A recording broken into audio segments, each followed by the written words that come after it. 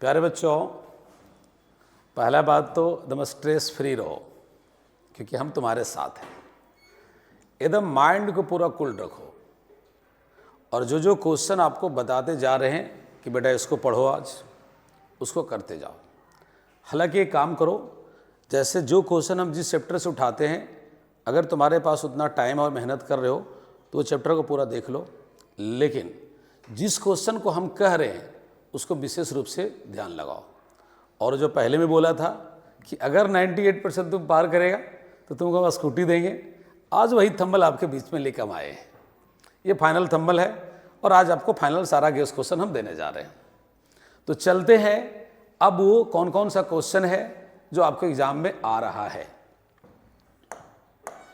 हम ऑलरेडी आपको ऑप्टिक्स के बता चुके हैं, इलेक्ट्रोस्टैटिक्स के बता चुके हैं, तो आज आपको हम करंट इलेक्ट्रिसिटी से लेके चल रहे हैं। बेटा I इक्वल टू आपका जो फॉर्मूला है I equal to A N E V D, ये जो रिलेशन ड्राइव किया गया था, इसको अच्छा से प्रैक्टिस करो। दूसरा Ohm's law on the basis of drip velocity, जिसको हम लोग बोलते हैं Ohm's law on the basis of first principle, उसको अच्छा से प्रैक्टिस करो। किरचॉफ्स का दोनों लॉ को बहुत ही अच्छा से करो, दोनों law, first law and second law. ये जो बड़ा क्वेश्चन आप करोगे तो उसी से आपका एमसीक्यू बनेगा। तो किरचॉफ्स का दोनों लॉ, इसको तो मैं 99% लगा रहा हूँ, आने के चांस है। और यहाँ मीटर ब्रिज भी कर लो, और मीटर ब्रिज जब पढ़ोगे तो ऑटोमेटिक तुम्हारा व्हीटस्टोन ब्रिज क्लियर हो जाएगा। या यो कहिए मीटर ब्रिज पढ़ना है तो व्हीटस्टोन ब्रिज देखना पड़ेगा, इसको आप देख लीजिएगा। करेंट डेंसिटी पर न्यूमेरिकल्स पूछता है, एमसीक्यू पूछता है। करंट डेंसिटी का फॉर्मूला आप जानते हो, J इक्वल टू होता I बाई ए, इसको अच्छा से देखो। फिर मोबिलिटी पर बात कर लो, mobility drift velocity by electric field intensity, ये होता है। आप इस पर अच्छा से देखो, मोबिलिटी का कर लेना। तो करंट इलेक्ट्रिसिटी में ये सारे क्वेश्चन है, इसको अच्छे से प्रैक्टिस कीजिए, पढ़िएगा पूरा, लेकिन जो क्वेश्चन हम बोल रहे हैं उसको विशेष रूप से ध्यान रखिए। अब आगे आपको लेकर चलते हैं इलेक्ट्रोमैग्नेटिज्म में। अब आपको थ्रू आउट फिजिक्स तो नहीं पढ़ा रहे, मैं बोल रहा हूँ बेटा वो क्वेश्चन पढ़ो जो एग्जाम में आने की ज़्यादा संभावना है। लेकिन मैं फिर बार बार कह रहा हूँ, जिस चैप्टर से क्वेश्चन उठा रहे हैं उस चैप्टर को एक बार थ्रू आउट देख लो, और उसके बाद जो मैं कह रहा हूँ उसको विशेष प्रैक्टिस करो। मैग्नेटिक फील्ड निकालना आपको बायोट सेवार्ट लॉ के मदद से स्ट्रेट लॉन्ग वायर के रहा। अगर स्ट्रेट लॉन्ग वायर है और उसमें करंट फ्लो हो रहा है तो उसके कारण जो मैग्नेटिक फील्ड निकाला जाता है, आपको फॉर्मूला यहाँ पर हम दिखा दिए ताकि समझने में आपको सुविधा होगी कि कहाँ तक जाना है। इन्फिनिटली लॉन्ग स्ट्रेट वायर जिसमें करंट फ्लो हो रहा है और किसी पॉइंट में मैग्नेटिक फील्ड निकालना है, तो बायोट सेवार्ट लॉ के द्वारा इसको प्रैक्टिस करो।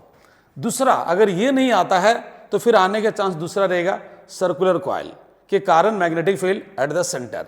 और जब ये दोनों आप प्रैक्टिस करेंगे तो उससे पहले आपको थोड़ा बायोट सेवार्ट लॉ देख लेना चाहिए, क्योंकि ये दोनों बायोट सेवार्ट लॉ का ही एप्लीकेशन है। और यहाँ पर एम्पियर सर्किटल लॉ जरूर देखो, साइड में देखो फॉर्मूला में बता दिए हैं, line integral of magnetic field is equal to mu naught into I, इसको अच्छे से देखना। और एम्पियर सर्किटल लॉ पर जो एप्लीकेशन करवाए हैं उसको भी कर लेना, जिसमें सोलेनॉइड आता है। अब हम चलते हैं आगे। अब आपको हम यहाँ इलेक्ट्रोमैग्नेटिज्म में ही दो स्ट्रेट वायर के कारण अगर ये सेपरेशन पर और दोनों में करंट फ्लो हो रहा I1 I2, तो magnetic force per unit length निकालने का फॉर्मूला है F equal to mu naught by 4 pi two I1 I2 by A। यहां से बेटा 1 एम्पियर का डिफिनेशन आप नोट्स में देखना, चेक करना, दिया गया है। 1 एम्पियर का डिफिनेशन भी अच्छा से देख लेना यहां से, ये बहुत ही इंपॉर्टेंट है, इस पर न्यूमेरिकल्स भी आएगा।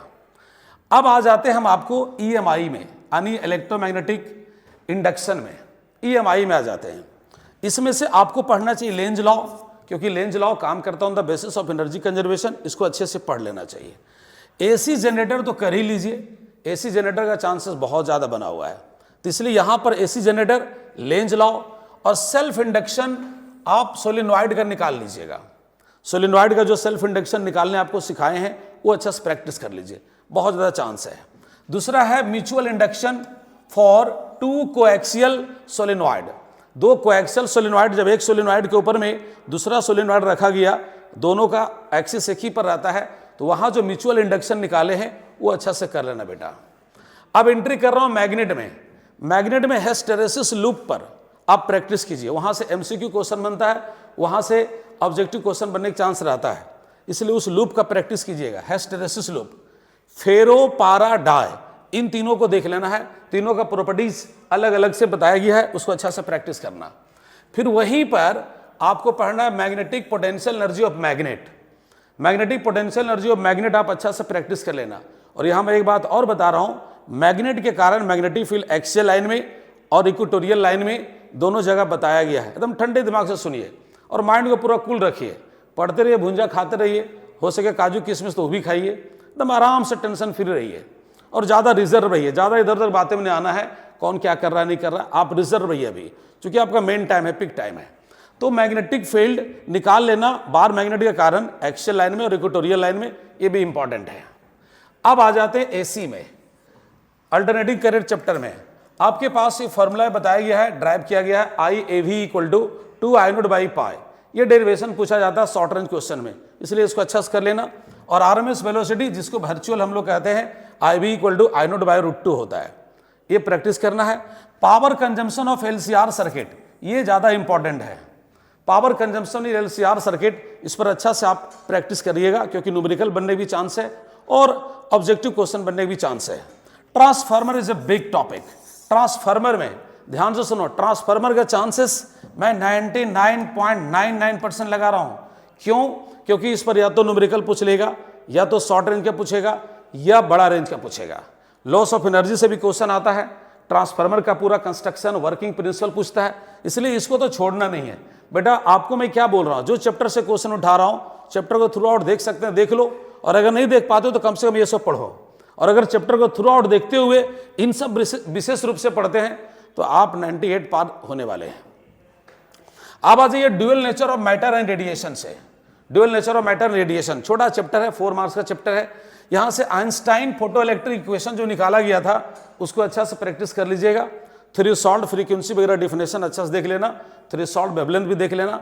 हर्ट्ज का एक्सपेरिमेंट जो बताया गया फोटो इलेक्ट्रिक इफेक्ट के लिए, उसको भी देख लेना। और यही मैं बता देता हूं EMW के लिए हर्ट्ज एक्सपेरिमेंट भी देख लेना, वो छोटा चैप्टर है EMW, उसका भी हर्ट्ज का एक्सपेरिमेंट यहां भी हुआ है और EMW में भी हुआ है।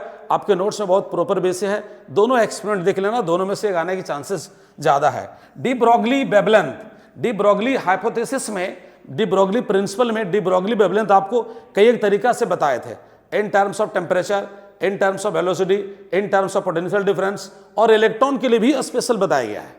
और वहां पर डेविसन और जर्मर एक्सपेरिमेंट को भी अच्छे से प्रैक्टिस कर लेना। ये सारे इंपॉर्टेंट क्वेश्चन है। हम यहाँ फॉर्मूला लिख देते हैं ताकि आपको आइडिया मिलेगा कि सर कहाँ से बात कर रहे हैं। और चूंकि आप अच्छा तैयारी कर रहे हैं तो स्वाभाविक है सब कुछ पता चल रहा होगा। और मैं यहाँ पर छोटा सा बात करता हूँ EMW के लिए, और EMW के लिए जरा समझिएगा। यहाँ छोटा रेंज का क्वेश्चन बनता है, इसलिए प्रॉपर्टीज ऑफ इलेक्ट्रोमैग्नेटिक वेव आप पढ़ लीजिएगा।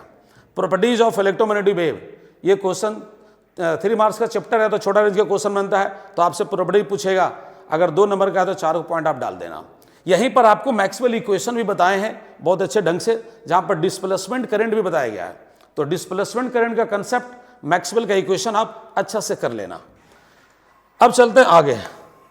अब आ जाइए सेमीकंडक्टर डिवाइसेस, बिग चैप्टर, बड़ा चैप्टर है, ध्यान से देना। P टाइप सेमीकंडक्टर और N टाइप सेमीकंडक्टर, ये तो वरदान है, हमेशा और हमेशा एग्जाम में पूछा ही जाता है। ये सब छोड़ना कभी भी नहीं बच्चों, तो अच्छे से प्रैक्टिस करना। Full wave rectifier, full diode behaves as a half wave rectifier and double diode behaves as a full wave rectifier.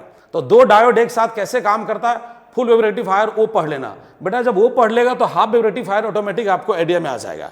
और जेनर डायोड को देख लेना, जेनर डायोड से यहाँ पर क्वेश्चन पूछा जाता है। और साथ ही से यहाँ पर हल्का सा ट्रांजिस्टर को भी आप देख लेना, क्योंकि ट्रांजिस्टर बहुत ज़्यादा तो आपके पास है ही नहीं, ट्रांजिस्टर तक आपका सिलेबस एंड हो जाता है। लेकिन ट्रांजिस्टर को देख लेना, NPN ट्रांजिस्टर, PNP ट्रांजिस्टर।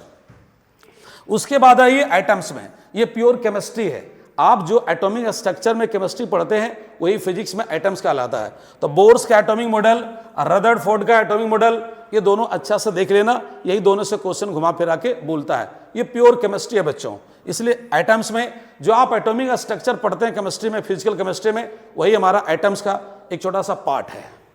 अब आइए न्यूक्लियस में। न्यूक्लियस में इस फॉर्मूला पर न्यूमेरिकल कुछ बनने की संभावना रहता है। यहाँ पर R equal to R0 A का पावर 1/3, जहाँ R0 कहलाता है इंपेरिकल कांस्टेंट, इसकी वैल्यू 1.2 फॉरेन मीटर होता है। मैं हेल्प कर दिया हूँ, इस टॉपिक को अच्छा से देख लेना। कभी मास नंबर देगा, रेडियस मांगेगा, कभी रेडियस देगा, मास नंबर मांगेगा, तो इस तरह से कुछ क्वेश्चन बनता है, इसको देखना है। बाइंडिंग एनर्जी अच्छा से प्रैक्टिस करना है, और बाइंडिंग एनर्जी पर न्यूक्लियन, साथ ही साथ न्यूक्लियर फिजन और न्यूक्लियर फ्यूजन, ये दोनों को अच्छे से प्रैक्टिस करना। ध्यान से सुनो बच्चों, मैं बताया था फ्यूजन में एनर्जी ज़्यादा रिलीज होता है, फ्यूजन में कम होता है। मैक्सिमम बच्चा सोचता है फ्यूजन टूटेगा तो ज़्यादा निकलेगा, जुड़ेगा तो कम निकलेगा। मैं आप लोग बैच में बोला था ना कि यहीं पर अपना दोस्त को हम धोखा दिए थे, क्योंकि लड्डू हमको खिलाया नहीं था।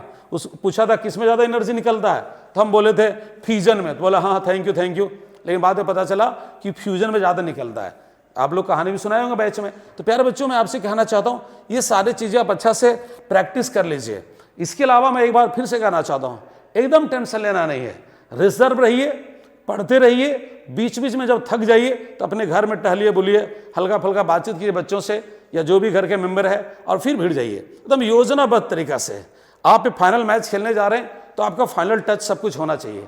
ये सारे प्रैक्टिस आप कर लीजिए। कल के वीडियो में हम 20 को न्यूमेरिकल्स लाने जा रहे हैं, और उसी में से आपको पूछने की संभावना रहेगा। तो आप चैनल पर बने रहिए, अपने दोस्तों को शेयर कीजिए। जो हमसे नहीं भी पढ़ा उसे कोई प्रॉब्लम नहीं है। मेरा एक उम्मीद है कि हर बच्चों को सीखें, हर बच्चों को सिखा सके हम, एक चीज़ कोशिश में हम दोनों प्लेटफॉर्म को यूज़ करते हैं। तो आप ये सारा प्रैक्टिस कीजिए, फिर अगले वीडियो हम फिर से आपको मिलते हैं। Thank you so much.